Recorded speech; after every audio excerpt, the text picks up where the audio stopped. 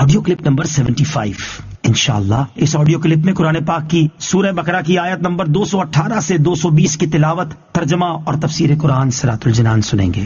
بسم اللہ الرحمن الرحیم۔ ترجمہ: اللہ کے نام سے شروع جو نہایت مہربان رحمت والا ہے۔ ان الذين آمنوا والذين هاجروا وجاهدوا في سبيل الله أولئك يرجون رحمة الله والله غفور رحيم۔ ترجمہ: بے شک وہ لوگ جو ایمان لائے اور وہ جنہوں نے اللہ کے لیے اپنے گھر بار چھوڑ دیے اور اللہ کی راہ میں جہاد کیا، وہ رحمت الہی کے امیدوار ہیں اور اللہ بخشنے والا مہربان ہے۔ ان الذین آمنوا، بے شک وہ لوگ جو ایمان لائے۔ اس آیت میں ایمان، ہجرت اور جہاد تین بڑے اعمال کا ذکر ہے، اور یہ تینوں اعمال بجا لانے والوں کے بارے میں اولئک یرجون رحمت اللہ، وہ رحمت الہی کے امیدوار ہیں۔ تفسیر صراط الجنان میں ہے، اس سے معلوم ہوا کہ عمل کرنے سے اللہ تعالیٰ پر اجر دینا واجب نہیں ہو جاتا، بلکہ ثواب دینا محض اللہ تعالیٰ کا فضل ہے۔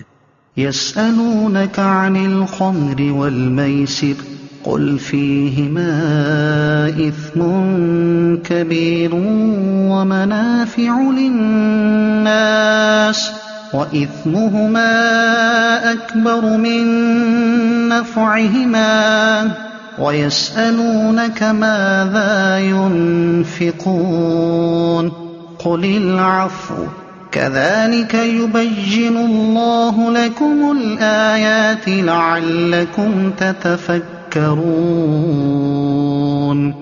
ترجمہ: آپ سے شراب اور جوئے کے متعلق سوال کرتے ہیں، تم فرما دو ان دونوں میں کبیرہ گناہ ہے اور لوگوں کے لیے کچھ دنیاوی منافع بھی ہیں، اور ان کا گناہ ان کے نفع سے زیادہ بڑا ہے۔ آپ سے سوال کرتے ہیں کہ اللہ کی راہ میں کیا خرچ کریں، تم فرماؤ جو زائد بچے۔ اسی طرح اللہ تم سے آیتیں بیان فرماتا ہے تاکہ تم غور و فکر کرو۔ یسألونک عن الخمر والمیسر، آپ سے شراب اور جوئے کے متعلق سوال کرتے ہیں۔ تفسیر صراط الجنان میں ہے۔ یاد رہے کہ اس آیت میں شراب کو حرام قرار نہیں دیا گیا، بلکہ حرمت کی آیات سورہ مائدہ میں بعد میں نازل ہوئیں، اور 3 ہجری میں غزوہ احزاب سے چند روز بعد شراب حرام کی گئی۔ وَيَسْأَلُونَكَ مَاذَا يُنْفِقُونَ، آپ سے سوال کرتے ہیں کہ کیا خرچ کریں۔ تفسیر خازن میں ہے کہ سرکار دو عالم علیہ الصلوۃ والسلام نے مسلمانوں کو صدقہ دینے کی رغبت دلائی تو صحابہ کرام نے عرض کی صدقہ کی مقدار ارشاد فرما دیں کہ کتنا مال راہ خدا میں دیا جائے۔ اس پر یہ آیت نازل ہوئی اور فرمایا گیا کہ جتنا تمہاری حاجت سے زائد ہو۔ ابتدائی اسلام میں حاجت سے زائد مال خرچ کرنے کا حکم دیا گیا۔ صحابہ کرام اپنے مال میں سے اپنی ضرورت کی مقدار لے کر باقی سب راہ خدا میں تصدق کر دیتے تھے۔ یہ حکم اگر بطور فرض کے تھا تو زکوٰۃ کا حکم نازل ہونے سے منسوخ ہو گیا، اور اگر نفلی حکم تھا تو آج بھی مستحب طور پر باقی ہے۔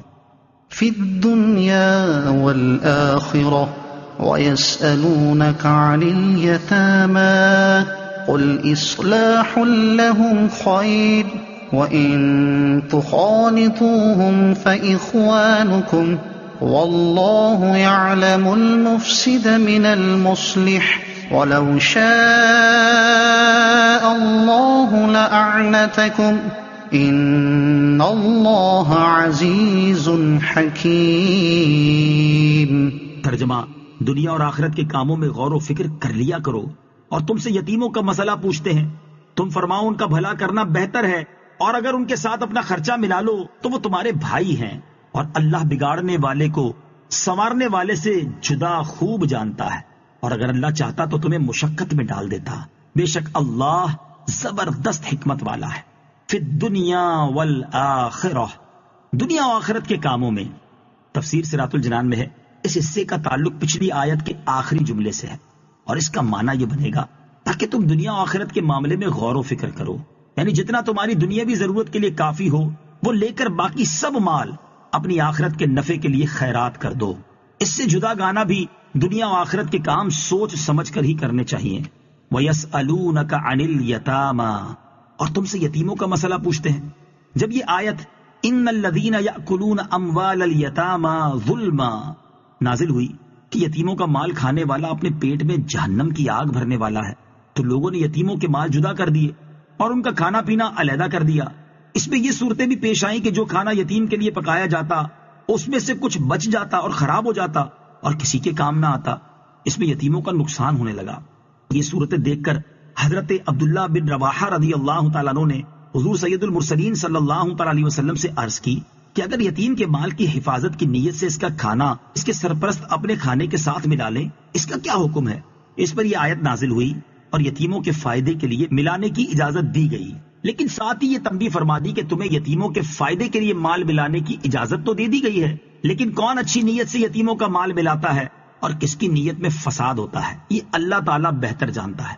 یہ نہ ہو کہ ظاہراً تو یتیموں کو فائدہ کر رہے ہو اور حقیقت میں ان کا مال ہڑپ کرنے کا ارادہ ہو۔ آیت مبارکہ کا یہ حصہ واللہ یعلم المفسد من المصلح، کہ اللہ تعالیٰ اصلاح کی نیت والے اور فساد کی نیت والے دونوں کو جانتا ہے۔ یہ فرمان نہایت جامع ہے اور زندگی کے ہزاروں شعبوں کے لاکھوں معاملات میں رہنمائی کے لیے کافی ہے۔ جہاں ایک ہی چیز میں اچھی اور بری دونوں نیتیں ہو سکتی ہیں، وہاں دوسرے لوگ اگرچہ بری نیت کو نہ جانتے ہوں لیکن اللہ تعالیٰ تو جانتا ہے۔ یتیموں سے متعلق 2 احکام۔ نمبر 1، یتیم وہ نابالغ بچہ یا بچی ہے جس کا باپ فوت ہو گیا ہو، اگر اس کے پاس مال ہو اور اپنے کسی ولی کی پرورش میں ہو۔ اس کے احکام اس آیت میں مذکور ہیں کہ ولی خواہ اس یتیم کا مال اپنے مال سے ملا کر اس پر خرچ کرے یا علیحدہ رکھ کر جس میں یتیم کی بہتری ہو وہ کر سکتا ہے، لیکن ملانا خراب نیت سے نہیں ہونا چاہیے۔ نمبر 2، اگرچہ اس آیت کا نزول یتیموں کی مالی اصلاح کے بارے میں ہوا مگر اصلاح کے لفظ میں ساری مصلحتیں داخل ہیں۔ یتیموں کے اخلاق، اعمال، تربیت، تعلیم سب کی اصلاح کرنی چاہیے۔ یوں سمجھے کہ یتیم ساری مسلم قوم کے لیے اولاد کی طرح ہیں۔